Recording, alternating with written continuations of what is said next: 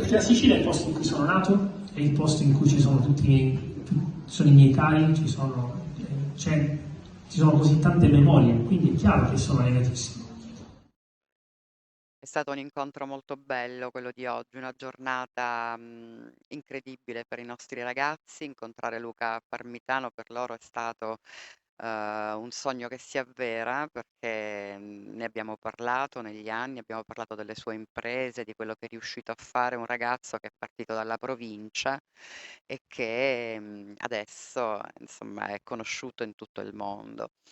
È stato molto bello sentirli dialogare. Lui ha risposto a tutte le domande che i ragazzi e le ragazze hanno fatto e molte di queste domande parlavano delle ansie, delle paure, se lui avesse mai provato paura rispetto alle sue imprese. Lui ha spiegato in maniera molto chiara, con un linguaggio assolutamente, scorrevole, delicato, che si ha paura di ciò che non si conosce. E allora, proprio partendo da quest'assunto ha detto: "Ecco, allora voi imparate a conoscere il più possibile, perché, più conoscerete sui dubbi che, avrete e meno saranno le vostre ansie, meno saranno le vostre paure, i vostri timori.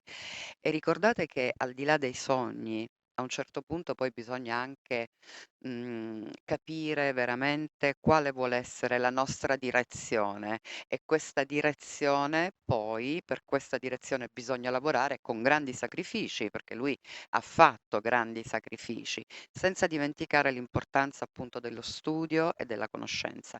Quindi tutto questo detto veramente in una maniera incredibile, io vedevo questi ragazzi, questa stanza piena di ragazzi e ragazze in silenzio, con grande attenzione, ed è stato molto bello, pensare, vederli pensare che, davvero i sogni possono diventare, qualcosa di concreto nella vita di ciascuno di noi.